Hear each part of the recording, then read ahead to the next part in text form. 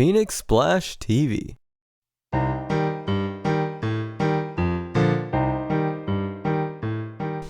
So I might start doing videos where I don't focus primarily on a band, but a band member. And who better to start off with than one of my favorite drummers of all time, Shinya.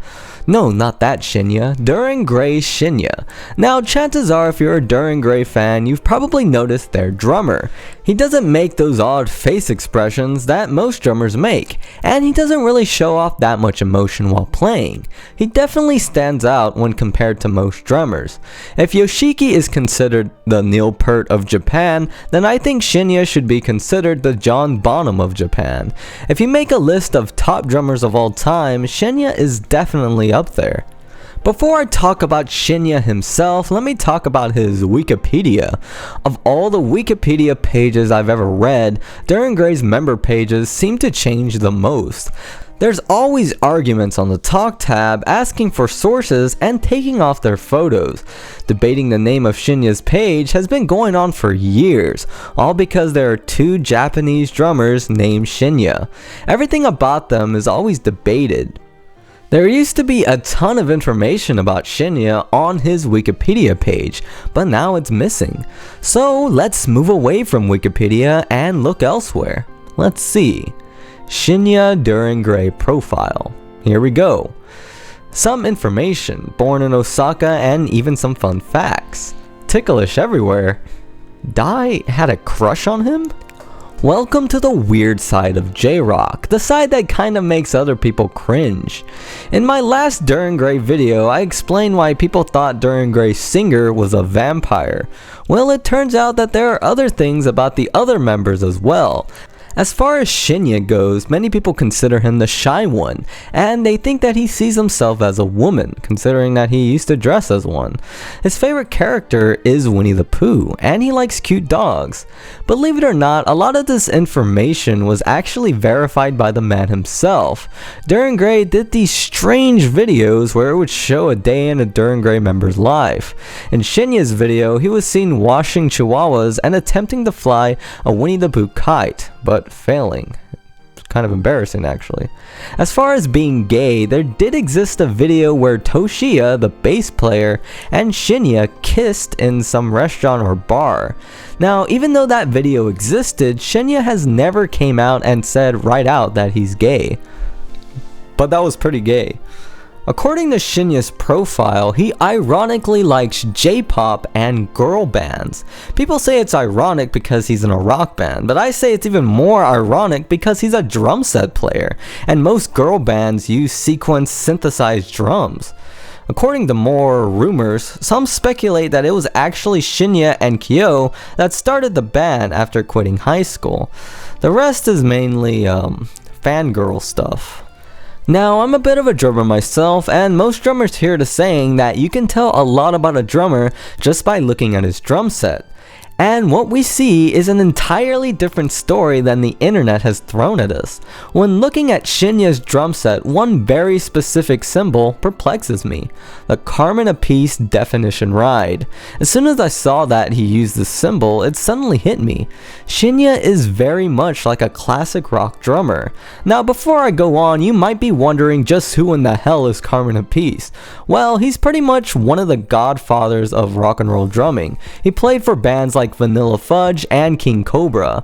He also has a very distinct style. For instance, the way he uses the double bass drum technique. Carmen Apiece doesn't overplay it. Carmen Apiece actually uses it a lot on the fills and makes each bass drum distinct so that you can actually hear both of them. Kind of like Shinya. Carmen Apiece also uses triplets in drum fills and even sneaks in some jazz. Kind of like Shinya. These two are very, very similar. Now, if you look at Dir En Grey's older stuff, you might notice that Shinya seemed a little bit stiff and playing as if the parts were written note per note. I always noticed that he seemed a bit uncomfortable playing in that style. It was a style more similar to Yoshiki's style of X Japan. And to top it all off, Yoshiki was actually working with Dir En Grey on songs from their Gauze album. Shinya made it work though. The only song from Dir En Grey's early days where Shinya shows off his Carmen Apiece style is a song titled 304 that word. I can't really pronounce that. If you look at their newer stuff, the classic rock style is alive and well and mixed with metal. I think it's one of the main reasons Shinya is revered as a good drummer, because not many people mix that style of drumming with the style that Dir En Grey plays. It's tom heavy, it's memorable. One of my favorite drum parts from Dir En Grey is from The Pledge. It's not a crazy drum part by any means, it's just good.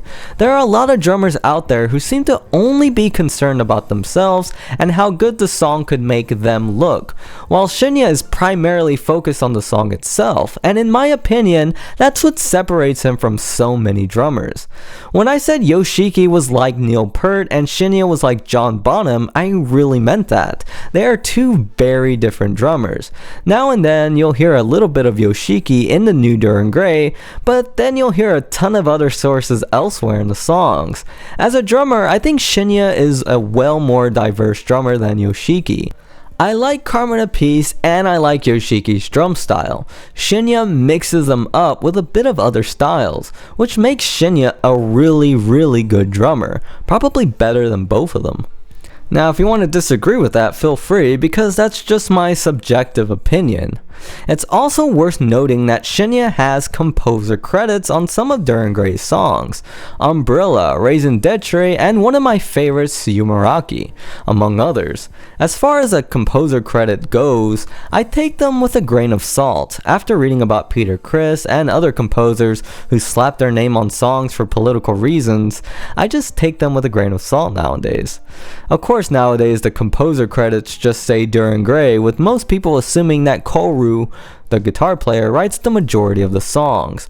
Now I'm not saying that Shinya didn't write those songs, I mean he probably did, but I just don't take those credits very seriously anymore.